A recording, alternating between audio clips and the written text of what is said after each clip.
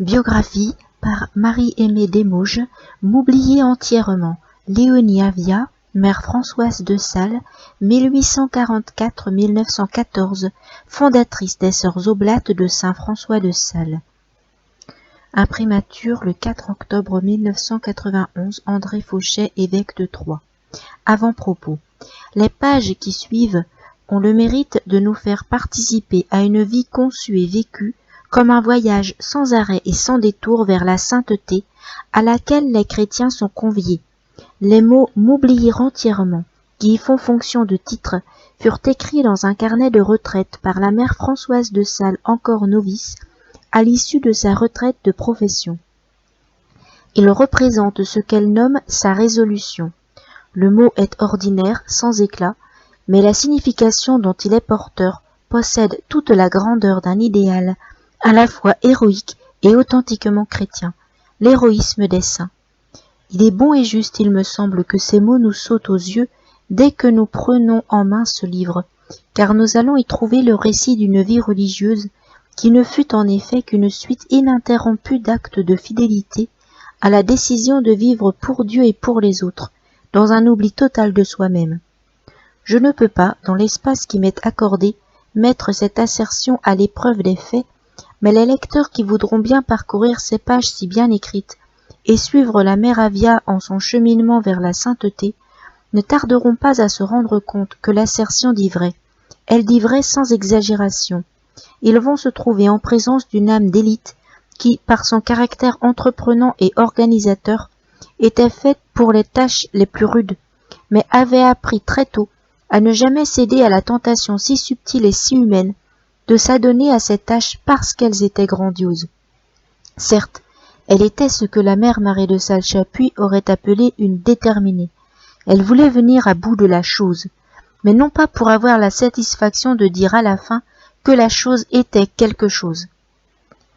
En réfléchissant sur une vie vécue sous l'empire d'un tel oubli de soi-même, nous entrevoyons pour quelle raison et avec quelle intention la Sainte Église s'apprête, au bout d'une enquête des plus consciencieuses, à élever la mère Françoise de Sales à l'honneur des autels. On se tromperait gauchement si on se permettait de voir dans cette élévation une concession posthume, pour ainsi dire, au triomphalisme d'antan.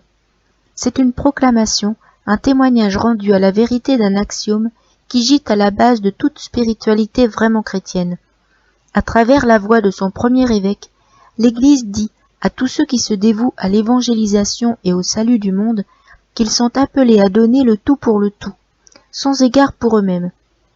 Sans aucun doute, c'est là un axiome qui exige beaucoup d'une nature éperdument amoureuse de sa propre autonomie, mais il n'y a pas de choix.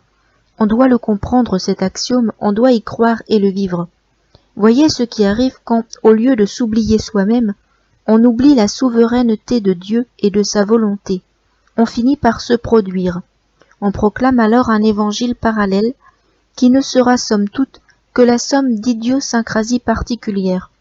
L'intention sera sans doute de faire le bien, mais le bien ne se fera guère, car quand l'amour de soi se mêle à cette intention, il en entrave l'épanouissement et en éteint l'efficacité. Le monde a besoin de l'évangile de Jésus-Christ, non d'une autre.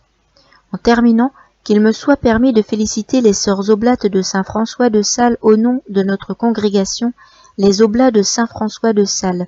Nous sommes très heureux de prendre part à leur joie et à leur succès. Les Oblates ont toujours eu le mérite de croire fermement à la sainteté de leur fondatrice. Maintenant, elles ont le mérite et la joie de faire briller cette même sainteté aux yeux de l'Église universelle et du monde entier. Que la sainteté que leur vénérée mère a inscrite d'une main si décisive dans l'histoire de leurs origines soit pour ces filles spirituelles non seulement un exemple et une inspiration, mais aussi une source de confiance et d'encouragement. Une congrégation qui fait son entrée dans l'histoire grâce à une telle fondatrice a, dans sa tradition et sa spiritualité, de quoi faire face avec sérénité aux défis sans lesquels, pour les hommes comme pour les communautés religieuses, il n'y a pas de croissance. Père Roger Balduccelli, oblat de Saint-François de Sales, supérieur général, Rome, 3 octobre 1991. Le moment présent renferme la lumière qu'il faut suivre. Mère Avia. Prologue. Un brasier prend feu. La jeune fille jette un regard circulaire sur la grande salle d'atelier où, un peu intimidée, elle a pénétré en compagnie de son neveu Georges. Jamais encore Léonie n'est venue à la lunetterie. Les jeunes ouvrières s'affairent chacune à son poste, sous la vigilance d'une contremaîtresse dont l'attitude maternelle attire son attention. Tandis qu'elle découvre ce milieu tout à fait nouveau pour elle, un sentiment indéfinissable l'envahit, quelque chose de doux et d'intense à la fois, comme un appel. L'espace d'un instant, elle s'imagine elle-même au milieu de ces adolescentes, sœurs aînées qui conseillent, encouragent, redressent ou consolent. Ouvrière parmi les ouvrières. Partager les trésors dont elle a été si généreusement comblée depuis son enfance. Donner, se donner tout entière pour éclairer de joie la vie de ses enfants. Être pour elle témoin de l'amour. Oh, comme j'aimerais moi aussi m'occuper de ces jeunes et leur faire du bien. Le retour de l'employé qui l'avait accueilli la tire de son rêve. Les lunettes de Madame Avia, sa mère, sont réparées. Léonie se ressaisit. Il ne reste plus qu'à régler la somme due, remercier et se retirer. Un sourire en guise d'au revoir aux ouvrières, un salut à leurs responsables. La jeune tante et son neveu reprennent le chemin de Cézanne. De l'usine au centre de la ville, la distance est vite franchie. Léonie s'efforce de répondre avec naturel au babillage de l'enfant, mais l'émotion ne s'est pas estompée. Elle a hâte de retrouver un peu de solitude pour faire le clair en son âme. Depuis des mois, des années même, elle cherche sa voie. « Seigneur, que veux-tu que je fasse ?» Aujourd'hui, une étincelle a jailli. Un feu commence à s'embraser, dont nul ne peut soupçonner quel incendie de charité il déclenchera. Ainsi commencent, modestes, quasi imperceptibles, les grands desseins de Dieu. Dans le silence de sa chambre, Léonie va pouvoir réfléchir et prier. Chapitre 1. Léonie. Ma chambre est bleue et blanche. Une petite bibliothèque et un bureau en font les principaux ornements. L'oasis de Léonie est au premier étage de la maison. De là, elle peut suivre l'animation de la place du Grand Marché, cœur de la petite cité champenoise. Le cadre est pittoresque, avec en fond l'imposante silhouette de l'église Saint-Denis. C'est un édifice remarquable, plein d'heureux souvenirs pour moi, car c'est là que je reçus le baptême. C'était le 17 septembre 1844, lendemain de sa naissance. De chaque côté, 7 petites chapelles. On remarque surtout celle de la Sainte Vierge, mon autel privilégié, où j'aime tant à prier. Juste en dessous de la chambre de Léonie, le magasin de son père, Monsieur Théodore Avia. À l'enseigne, graines, chanvre, élin, mercerie, épicerie, gros et détail. Une belle clientèle a permis à la famille de connaître une certaine aisance et la notoriété réservée à d'honorables négociants. Monsieur Avia peut rêver d'un bel avenir pour ses 2 filles, Zulmé, déjà devenue Madame Ricard, épouse du directeur des contributions de Voué, jouit d'une situation convenable après avoir passé plusieurs années au pensionnat de la Visitation de Troyes. La Visitation de Troyes. Léonie a tout juste 11 ans lorsque, à l'automne de 1855, ses parents l'y conduisent pour la confier à celle que tout le monde appelle la Bonne Mère, la mère Marie de Salles-Chapuis, vénérée dans la ville et bien au-delà. Originaire du village de Soyères dans le Jura suisse, c'est au monastère de Fribourg que la jeune Thérèse Chapuis s'engage avec détermination sur le chemin de la parfaite union à Dieu. Elle devient sœur Marie-Françoise de Sales et s'imprègne si parfaitement du directoire de son fondateur qu'elle se voit confier à 24 ans la charge de maîtresse des novices. En 1826, Troyes la réclame pour supérieure. Nous vîmes, disent les sœurs, ce qu'est une religieuse. Le curé doyen de la paroisse Saint-Jean, monsieur l'abbé Morlot, peut écrire. La mère Marie de Salles-Chapuis gouverne le monastère de Troyes avec une sagesse admirable et les plus abondantes bénédictions du ciel. Sous sa direction, avec la collaboration d'éducatrices remarquables, le pensionnat du faubourg Croncel a grande renommée. Zulmé y a été pleinement heureuse. Les visitandines ont fait d'elle une jeune fille accomplie. Procurer la même éducation soignée, équilibrée à Léonie, vaut la peine de se séparer prématurément de la benjamine. Monsieur et madame Avia font donc le sacrifice.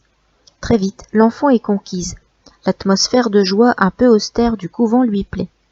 L'esprit salésien tempère la rigidité du règlement. À l'école primaire de Cézanne, Léonie a pu déjà éveiller son intelligence et acquérir les bases du savoir. Mais il lui reste à faire bien des découvertes merveilleuses. Telle une fleur qui décherche le soleil, elle ouvre son cœur à la formation spirituelle. Aussitôt son arrivée, on entreprend sa préparation lointaine à la première communion. La cérémonie a lieu de tradition le 2 juillet, fête de la Visitation. Sans plus attendre, le sacrement de pénitence lui est proposé. Léonie fait bravement son examen de conscience. Le confesseur est l'abbé Brisson, qu'elle connaît un peu puisqu'il est venu en visite à Cézanne quelques années auparavant. Cependant, une fois au confessionnal, quelle émotion! Ne sachant plus comment s'y prendre, elle éclate en sanglots. Comment? La petite fille à qui j'ai donné autrefois des dragées a-t-elle donc peur de moi? Il n'en fallait pas plus pour réconforter Léonie. L'abbé Brisson vient de l'apprivoiser, et pour longtemps. Dès lors, il devient son guide, son père. Tous les mardis, les élèves du pensionnat retrouvent monsieur l'abbé pour les passionnantes leçons de littérature. Mais il enseigne aussi la grammaire et les sciences, et bien sûr, l'instruction religieuse. Un homme universel. Il sait tout, s'intéresse à tout, construit une machine électrique pour démontrer l'unité de l'énergie, des horloges astronomiques à la gloire du Créateur. Inutile de dire que les élèves sont fascinés. Elles rivalisent de talent littéraire, maniant la rime comme en se jouant. D'où viens-tu, petite hirondelle? Serait-ce de mon cher couvent? M'apportes-tu quelques nouvelles de ce pays que j'aime tant? Elles excellent aussi dans les compositions sous forme de lettres à une amie très chère, ou bien encore dans de ravissantes descriptions que ne renieraient peut-être pas Chateaubriand, Victor Hugo ou Lamartine. Le soleil avait fini sa course.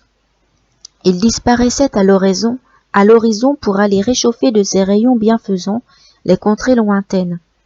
Tout était calme, et ce silence qui régnait dans la nature semblait inviter aux méditations et au grand repos de l'âme, car on n'entendait plus que les cloches voisines qui tintaient la prière angélique, et le léger murmure d'un petit ruisseau fuyant dans la forêt. Cette description d'un lac par un solitaire d'une heure est signée Léonie Avia. D'elle encore cette variation sur un mot pris au hasard par le professeur dans le dictionnaire, le mot bluet. Quoi de plus charmant que les fleurs où l'élégance, la délicatesse, la grâce et la beauté le disputent à la fraîcheur, à l'éclat, du coloris et à la suavité du parfum? Pour moi, la fleur que je préfère, et près de laquelle je ressens toujours une douce émotion, est cette petite fleur d'un bleu éblouissant, plein d'éclat et de fraîcheur, contrastant si bien avec le coquelicot au milieu des épis dorés de la moisson. La finesse et la sensibilité de Léonie se dépeignent si bien dans ce choix que ses filles un jour feront du bleuet l'emblème de leur fondatrice. Dans un recueil des meilleurs textes que bien des années plus tard Léonie offrira au père Brisson, le pensionnat nous apparaît comme une cité de paix où l'on sait donner attrait et pittoresque au plus banal incident. Un imprévu, une corvée, la joie et l'enthousiasme en feront une fête. La chasse aux escargots devient une inoubliable aventure. Une grande calamité désolait la plus belle province de la terre. Un édit parut, mais il était loin de provoquer le murmure. En voici les termes. À nos enfants, petits et grands, plaisir et joie. C'est le souhait que forme pour eux le gouverneur de la province heureuse. En conséquence, nous invitons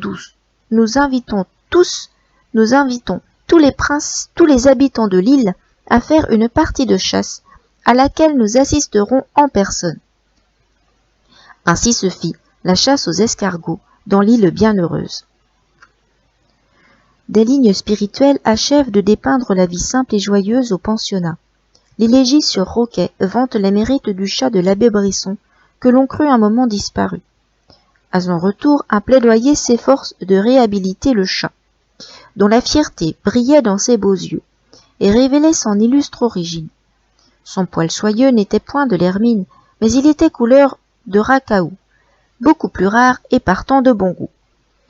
Quant à Grison, l'âne du monastère, une amie de la bonne mère, mademoiselle Rose de Malzine, professeure de dessin, peinture et musique, l'avait offert pour les petits transports au jardin. C'était le favori des jeunes pensionnaires qui le gâtaient de 100 façons. Le chocolat, les macarons faisaient ses festins ordinaires. La bonne mère, condescendante, se laisse de temps en temps hisser dans une petite carriole et une troupe exubérante l'escorte en promenade dans les allées du parc, avant de jouir elle-même, chacune à son tour, de l'équipage. Un jour, ce qui devait arriver arriva, la carriole verse. Grison et bonne mère au fossé. Rien de cassé, fort heureusement, mais de qui croiriez-vous que l'on se soucie en premier? De Grison. Mon bon ami, mon pauvre coco, t'es-tu fait mal? On l'embrasse, on l'entoure. La bonne mère en rit longtemps.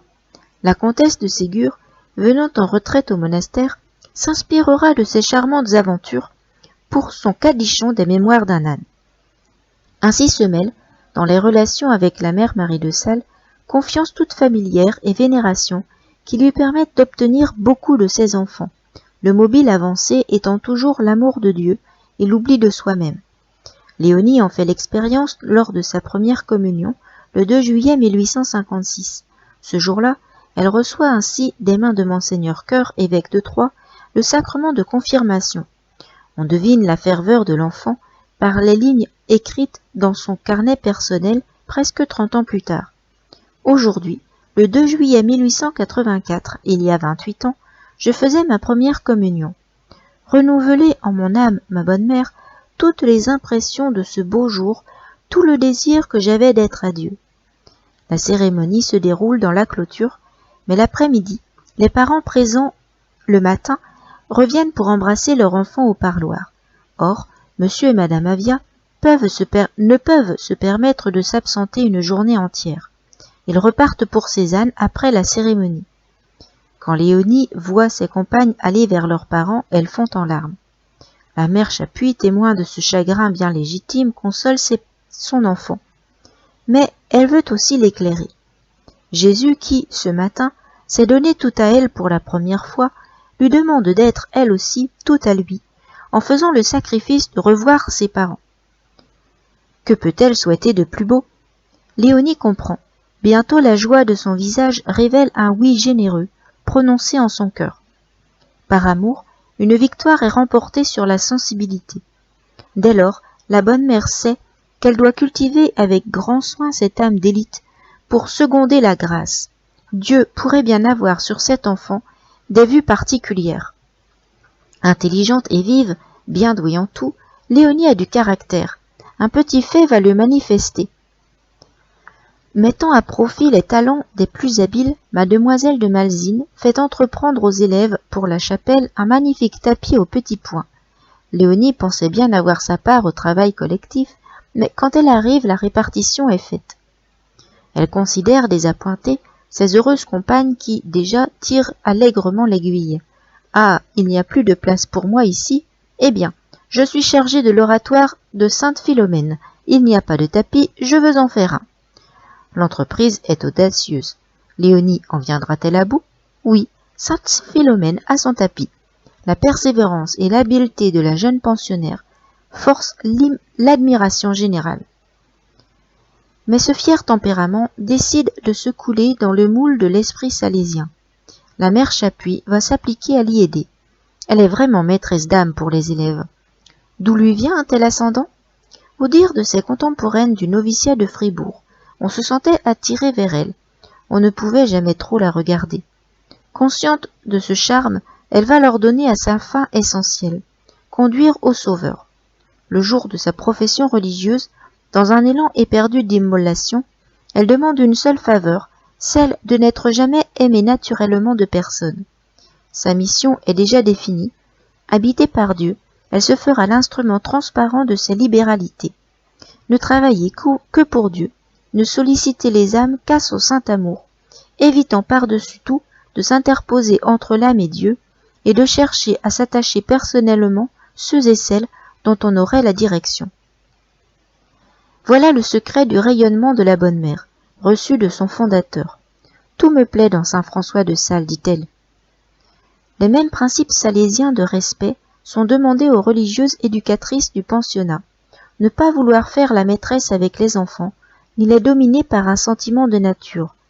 Si vous êtes obligés de les reprendre, que ce soit charitablement et cordialement, car notre Seigneur ne nous reloue jamais. À l'exemple de notre saint fondateur, il faut vous efforcer de les gagner par humilité, par douceur. C'est le moyen de les attirer à Dieu. La sollicitude de la bonne mère s'étend à tout. Santé, nourriture, éducation manuelle, progrès intellectuel et surtout spirituel. Sa pensée dans l'éducation est d'exercer les jeunes filles aux vertus qu'elles auront à pratiquer dans le monde. Vous n'aurez rien à changer, restez ce que vous êtes. Dieu se plaît à entourer la mère Chapuis de sujets capables de bénéficier pleinement de cette atmosphère bienfaisante. Léonie est de ce nombre. Dieu pose ainsi les fondations d'un édifice qu'il veut solide pour l'extension de son royaume. Léonie Avia en deviendra la pierre angulaire. Elle sera formée à l'école salésienne. L'influence de l'abbé Brisson s'harmonise parfaitement avec celle des éducatrices. Au milieu d'une activité pourtant débordante, il attache le plus grand intérêt à son rôle d'aumônier du pensionnat. Il sait quel peut être dans la société, dans l'Église, l'impact d'une jeune femme vraiment chrétienne, pleinement à sa responsabilité d'épouse et de mère. Intuitif, il comprend ces âmes et dans la délicatesse de son cœur sacerdotal, il s'émeut, s'émerveille parfois devant une telle réceptivité, une recherche de Dieu aussi généreuse. Avec respect, il s'efforce lui aussi de discerner les desseins de Dieu. C'est si beau, une jeune fille, une âme de jeune fille, ces aspirations inconscientes encore, ce besoin de se donner. Mais il peut aussi ne pas mâcher ses mots. Témoin ces notes prises par Léonie après les instructions de retraite en 1858. Vous n'êtes pas méchante, vous avez des qualités, mais vous n'avez pas assez de foi. Je vous parlerai aujourd'hui en toute liberté, je ne ferai pas de belles phrases, je vous dirai tout simplement ce que je pense au fond de mon cœur. Non, vous n'êtes pas assez chrétienne, vous n'avez pas cette foi ardente qui fait des âmes fortes. Combien souvent j'ai dit à notre Seigneur en le tenant dans mes mains, pendant le saint sacrifice, « Seigneur, donnez-leur la foi ». Il les invite à prendre des résolutions et à s'interroger sur leur vocation, persuadé que, parmi ces 85 jeunes filles, le Seigneur en appelle certainement plusieurs à la vie consacrée. Léonie en est de celles qui pensent à la vie religieuse, mais ni la bonne mère ni l'aumônier ne lui donnent une réponse claire. Pour l'instant, qu'elle s'adonne pleinement à la vie de jeune pensionnaire. À sa vie de jeune pensionnaire, en temps voulu, Dieu fera connaître sa volonté. C'est déjà le chemin de l'abandon où, un jour, son père spirituel l'amènera très loin, jusqu'à en faire 25 fois l'acte, en une journée, aux temps les plus difficiles de sa vie, jusqu'à l'héroïsme. Pendant cette même période, pour l'abbé Brisson, dont l'existence sera si étroitement liée à la sienne, la vie prend un tournant décisif. Monseigneur de Ségur l'a sollicité pour assumer au plan diocésain la responsabilité de l'association catholique de Saint-François de Sales qu'il vient de fonder, et le jeune abbé s'est lancé, avec l'appui et les conseils éclairés de la mère Chapuis, dans toutes les activités pouvant contribuer à réveiller et propager la foi dans les pays de chrétienté. En somme, une nouvelle évangélisation avant la lettre. L'association, dont l'essor adroit et rapide, permet aux chrétiens engagés dans ses rangs de découvrir quelle misère matérielle et morale ruine les familles de la ville en pleine expansion industrielle. On prend en charge toutes ces détresses. Quant aux élèves de la visitation, elles sont directement impliquées dans le soutien, le développement et le fonctionnement de l'œuvre. Lorsqu'elles apprennent que, tout près du pensionnat rue des Terrasses, Monsieur l'abbé va ouvrir une maison d'accueil pour les petites ouvrières des usines de Bonneterie, leur intérêt et leur générosité redoublent. Les comptes rendus des activités impressionnent Léonie. Elle réfléchit. Son sens social s'éduque. Une de ses dernières compositions, La charité comme je l'aime, nous le révèle. Donner des balles au profit des infortunés? Louable initiative sans doute, mais donner de sa personne, ne serait-ce pas la façon la plus authentique d'aimer? J'éprouve plus de joie, écrit-elle, d'aller soulager ceux qui sont accablés par la douleur, de monter un petit escalier tortueux, que d'aller au milieu de ces fêtes magnifiques. Ainsi mûrit Léonie. Le Seigneur choisit et prépare. Tu me devances et me poursuis, tu m'en sers. Tu as mis la main sur moi. J'étais encore inachevé, tu me voyais. Sur ton livre, tous mes jours étaient inscrits, recensés avant qu'un seul ne soit. Psaume 138. 1860. Le séjour à la Visitation va s'achever. En juillet, 3 jours d'une retraite de grande ferveur clôturent ces 5 années. Peut-on risquer un bilan? Le cahier de retraite nous en livre les éléments. La petite fille sensible mais ouverte et généreuse que monsieur et madame Avia confiaient jadis aux religieuses possède maintenant une profonde vie intérieure. Seigneur Jésus, vous demandez de moi, je le sais, une grande fidélité à la grâce. Faites que j'accomplisse en ce point-là comme en tout votre sainte volonté. C'est le désir de mon cœur. Humilité, sincérité et délicatesse de conscience mais sans scrupule. Accordez-moi la grande grâce d'être délivré de cet orgueil et de cet amour-propre qui m'accable. J'ai la bonne volonté, le désir de bien me confesser, afin de ne plus avoir jamais à revenir sur le passé.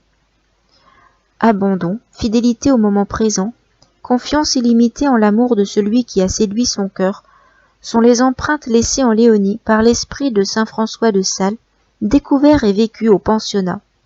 Ajoutons à cela une formation humaine harmonieuse. L'épanouissement de sa personnalité est complet. C'est une jeune fille bien armée pour l'avenir. Seigneur Jésus, accordez-moi la grâce d'une vraie liberté d'esprit. Une telle maturité confond. Léonie n'a pas encore 16 ans. Avant de la laisser partir, la mère Marie de Sales lui accorde un ultime entretien. Je lui ai parlé de mon désir de me faire religieuse. Elle m'a dit, mon enfant, Dieu sait. Et il sait arranger toutes choses. Laissez-le agir. Mettez-le dans vos intérêts. Ne vous préoccupez pas, faites toujours la volonté de Dieu, et quand le moment sera venu, vous agirez. La bonne mère ne détourne pas la jeune fille de ses aspirations, mais prévoyant sans doute l'opposition des parents, et ne pouvant peut-être pas encore faire connaître ce qu'elle entrevoit pour Léonie, elle juge bon de garder ces choses, les méditant dans son cœur. Nous n'avons pas trace de l'entrevue avec l'abbé Brisson. Sans doute a-t-elle précédé la rencontre avec la mère Chapuis, car Léonie écrit « J'ai eu le bonheur de voir et de parler à notre bonne mère Marie de Sales. Elle me recommande aussi d'être toujours fidèle à Dieu, à sa grâce. » L'allusion à l'abbé Brisson ne fait pas de doute. D'ailleurs, une lettre de celui-ci, adressée quelques mois plus tard à Léonie, permet de croire qu'il a parlé assez clair. « Vous savez mon estime pour vous, les espérances de bien que je vous ai exprimées pour votre avenir. Aucune crainte pour son retour en famille. L'amour de la Vierge Marie l'aidera dans ses engagements et la gardera contre la séduction de la facilité. Il la suivra dans la prière par ses courriers et surtout lors des journées de ressourcement dont elle pourra jouir chaque année en retournant à sa chère Visitation. Tous les mois, une circulaire aux anciennes élèves l'informera du développement de l'Association catholique de Saint François de Sales. Les liens ne se distendront pas, et puis, par sa disponibilité et sa collaboration intelligente auprès de ses parents, Léonie saura mettre Dieu dans ses intérêts, selon le conseil de la mère Chapuis. Léonie revient donc à Cézanne. Pour ses parents, son père surtout, c'est un enchantement. Une photographie de cette époque nous montre une jeune fille distinguée, dont le visage à la fois sérieux et serein inspire une sympathie mêlée de respect. La tenue est réservée, sans affectation. Elle ne cherche pas à séduire, et pourtant, la profondeur du regard et un sourire à peine esquissé attirent vers une réalité intérieure qu'elle semble vouloir communiquer. Monsieur et madame Avia peuvent être fiers de leur fille. En tout, elle leur fait honneur. Cultivée, initiée aux arts d'agrément, piano, peinture, elle ne dédaigne pas les tâches matérielles où se révèle son sens pratique et son habileté manuelle. Son père l'instruit des affaires et, pour l'aider à devenir une parfaite maîtresse de maison, il lui offre un ouvrage où elle trouve une foule de conseils d'économie et d'organisation, la maison rustique. Monsieur Avia cherche aussi à lui être agréable en lui faisant découvrir les alentours de Cézanne.